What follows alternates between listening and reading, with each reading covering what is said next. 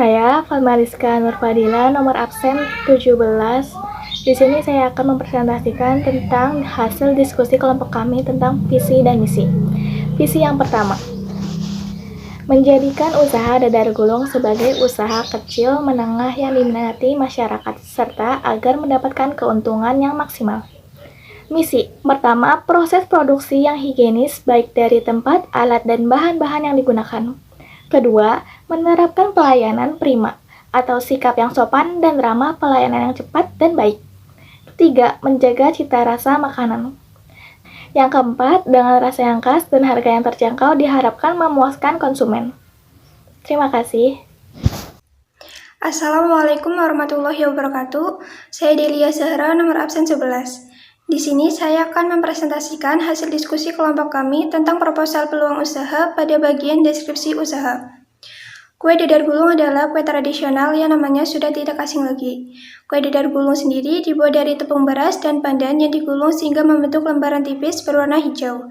Kemudian digulung dan diisi dengan parutan kelapa manis, yaitu parutan kelapa yang dicampur dengan gula.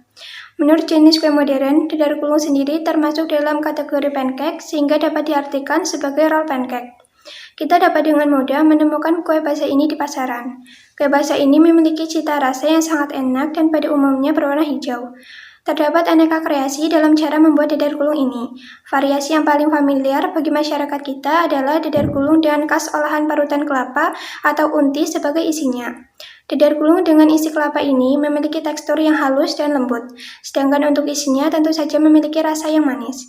Kue dadar gulung sering dijual di pasar-pasar tradisional ataupun di toko-toko kue yang dijual dengan harga yang sangat terjangkau. Karena rasanya yang enak, dadar gulung ini disukai oleh masyarakat, mulai dari kalangan anak-anak hingga kalangan dewasa. Kue ini juga sering dijadikan untuk hidangan ketika ada acara resmi maupun non-resmi. Karena olahan dadar gulung ini cukup banyak diminati oleh masyarakat, hal ini telah memberikan kesempatan bisnis yang sangat baik untuk dimanfaatkan. Peluang bisnis kue dadar gulung terbilang sebagai peluang usaha yang dapat dikembangkan dengan mudah. Proses pembuatannya juga sangat mudah sehingga tidak perlu mempunyai keterampilan khusus untuk mengembangkan usaha dadar gulung isi gula kelapa. Dengan menjalankan kegiatan usaha dadar gulung ini bisa menguntungkan bagi pelaku usahanya. Poin selanjutnya akan dilanjutkan oleh teman saya. Saya Salsabila Rindia Putri, nomor absen 34. Di sini saya akan mempresentasikan hasil diskusi kelompok kami tentang strategi pemasaran. Strategi pemasaran merupakan suatu kegiatan yang harus dilakukan untuk memperkenalkan produk secara lebih luas ke masyarakat. Sasaran pemasaran untuk strategi pemasaran produk dadar gulung dari perusahaan Koko Darlung menggunakan strategi pemasaran 4P. Antara lain, yang pertama yaitu produk. Produk adalah jantung dari bauran pemasaran. Semua aktivitas pemasaran dimulai dengan produk. Produk bukanlah entitas fisik saja. Itu menangkap seluruh aspek berwujud dan tidak berwujud seperti layanan, kepribadian, organisasi, dan ide. Tanpa adanya suatu produk, kita tidak memiliki harga, promosi, maupun tempat. Produk yang ditawarkan berbeda dari yang lainnya. Di samping itu, makanan juga lezat, modern, dan higienis. Yang kedua yaitu price atau harga. Harga adalah nilai moneter yang harus dibayar oleh pelanggan untuk memperoleh atau memiliki produk suatu perusahaan. Penentuan harga produk sangat menentukan dalam kesuksesan produk penjualan. Dalam bauran pemasaran, harga merupakan salah satu faktor penting yang mempengaruhi pemasaran suatu produk. Tinggi rendahnya harga selalu menjadi perhatian utama para konsumen saat mereka mencari suatu produk. Sehingga harga yang ditawarkan menjadi bahan pertimbangan khusus sebelum mereka memutuskan untuk membeli barang maupun menggunakan suatu jasa. Produk dadar gulung yang kami tawarkan dengan harga satuan juga relatif terjangkau oleh semua kalangan. Dapat disimpulkan bahwa strategi penetapan harga sangat berpengaruh terhadap penjualan maupun pemasaran produk yang ditawarkan. Yang ketiga adalah place atau tempat. Langkah pertama, lokasinya harus strategis atau lokasi banyak dilewati oleh orang. Semakin strategis lokasi usaha yang dipilih, semakin tinggi pula tingkat penjualan dan berpengaruh terhadap kesuksesan sebuah usaha. Kedua, lokasi terlihat. Ketiga, membuat plang atau banner perusahaan di depan tempat usaha dan dapat juga dengan sistem order secara online. Karena saat ini banyak masyarakat yang sudah menggunakan ataupun melakukan transaksi jual beli menggunakan handphone secara online. Poin keempat adalah promotion atau promosi. Kegiatan promosi bisnis merupakan bagian dari strategi pemasaran yang sangat dibutuhkan sebuah usaha, baik usaha kecil maupun usaha yang sudah berkembang besar. Sebelum mengetahui metode ataupun strategi promosi yang sering digunakan para pelaku bisnis, yang dimaksud dengan promosi adalah kegiatan pendukung strategi pemasaran yang sengaja diadakan untuk meningkatkan para konsumen mengenai produk atau jasa dengan brand tertentu. Poin selanjutnya akan dilanjutkan oleh teman saya. Terima kasih. Di sini saya akan mempresentasikan hasil diskusi kelompok kami tentang proposal analisa pesaing. Terdapat banyak pesaing yang menjual dadar gulung kelapa. Oleh karena itu, inovasi dilakukan terhadap produk ini. Dengan isian kelapa lebih banyak, gulanya lebih manis, harga jual yang cocok untuk semua kalangan, dan juga murah. Rasa yang lezat, rasa dan tampilan produk mengikuti zaman. Kelebihan dibanding pesaing. Aspek yang membuat cita rasa produk ini berbeda dibandingkan pesaingnya adalah cita rasa gula Jawa yang manisnya pas dan juga kelapanya gula. Salsabila Zahra akan menjelaskan tentang rencana desain dan pengembangan. Tujuan usaha jangka panjang menjadikan makanan atau jajanan tradisional tersusun agar diminati oleh semua orang berbagai kalangan. Semakin memperkenalkan jajanan tradisional agar tidak kalah dengan jajanan atau makanan modern dan membuka cabang di kota lain.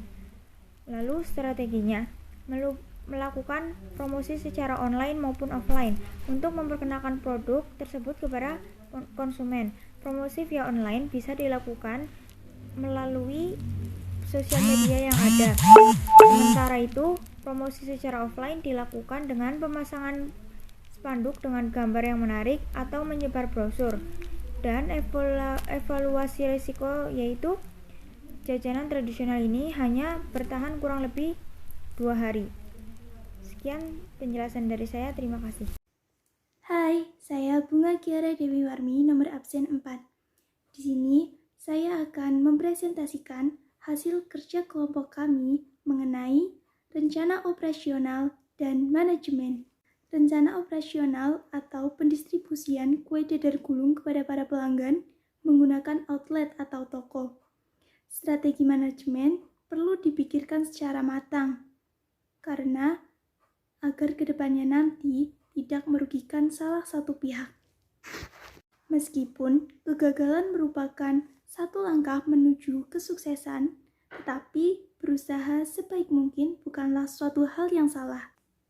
Pada awal pembukaan toko ini akan diadakan berbagai promo yang dapat menarik perhatian khalayak ramai. Contohnya, promo beli 2 gratis 1. Itu merupakan hal yang menarik bagi pelanggan karena akan dipikirkan lebih menguntungkan bagi mereka. Akan tetapi, hal tersebut tidak boleh merugikan bagi kita, sehingga kita bisa menaikkan harga kue dadar gulung dari yang semula menjadi 2 kali lipat. Jadi, akan menarik perhatian dan tidak merugikan bagi kita. Jika promo itu berhasil dan banyak orang yang menyukai kue dadar gulung tersebut, kita bisa melakukan penjualan dengan normal selanjutnya. Karena menurut saya, orang akan cenderung lebih mementingkan rasa daripada harganya. Selanjutnya, manajemen keuangan juga sangat diperlukan dalam sebuah usaha, sehingga kita bisa mengatur pengeluaran maupun pendapatan. Jadi, kita bisa mengetahui bahwa kita untung ataupun rugi. Yang selanjutnya, dapat kita pikirkan langkah apa yang harus kita ambil. Sekian dari saya, selanjutnya akan dilanjutkan oleh teman saya. Terima kasih. Saya Rani Trikorniasi, nomor absen 31. Di sini saya akan mempresentasikan hasil diskusi kelompok kami tentang proposal peluang usaha pada bagian pembiayaan. Pada bagian pembiayaan, yaitu yang pertama perkiraan pendapatan modal awal. Menghitungnya dengan cara biaya variabel ditambah biaya tetap. Biaya variabel yaitu biaya bahan baku dikali 30 hari dan ditambah biaya tetap. Biaya bahan baku kami yaitu Rp30.500 dikali 30 hari menjadi Rp915.000. dan ditambah biaya tetap. Biaya tetap kami yaitu Rp320.000. Jadi, Rp915.000 ditambah Rp320.000 menjadi Rp1.235.000. Hasil penjualan per bulan yaitu target per bulan penjualan harian dikali harga jual per buah kali 30 hari. Target penjualan harian kami yaitu 40 buah dikali harga jual per buah yaitu Rp1.000 dan dikali 30 hari menjadi 1.400.000. Laba yang kami peroleh yaitu cara menghitungnya adalah hasil penjualan dikurangi modal awal. Hasil penjualan yang kami peroleh yaitu 1.400.000 dikurangi modal awal. Modal awal kami yaitu Rp1.235.000 sama dengan Rp165.000. Yang kedua yaitu perkiraan pengeluaran per hari. Bahan baku kami yaitu untuk bahan kulit dadar 250 kg tepung terigu yang harganya Rp3.000. Kemudian 3 butir telur dengan harga Rp4.500. Yang ketiga 375 ml santan harganya Rp5.000. Yang keempat, 500 ml daun air pandan dan suci, harganya Rp1.000. Kemudian, 1/4 sendok teh garam dengan harga Rp2.000. Margarin untuk mengoles dengan harga Rp5.000. Kemudian, bahan isian.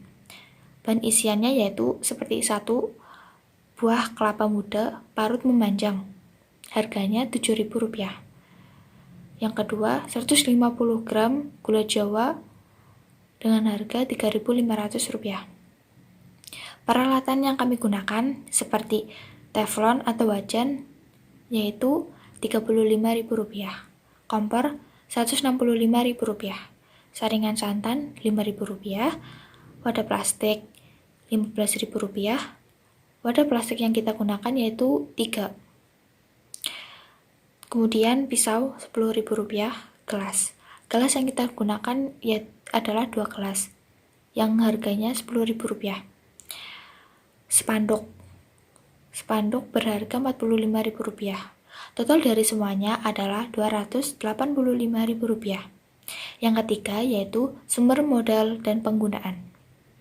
Modal usaha dadar gulung kami ini berasal dari iuran 6 orang yang berperan sebagai owner dengan jumlah berbeda. Kesimpulan presentasi kelompok kami adalah proposal bisnis ini layak untuk dibiayai karena dari sisi analisis pengembangan usaha serta peningkatan potensi usaha dapat lebih cepat untuk berkembang serta dari prospek keuangan cukup menguntungkan dan memiliki prospek pasar yang baik. Sekian, terima kasih. Wassalamualaikum warahmatullahi wabarakatuh.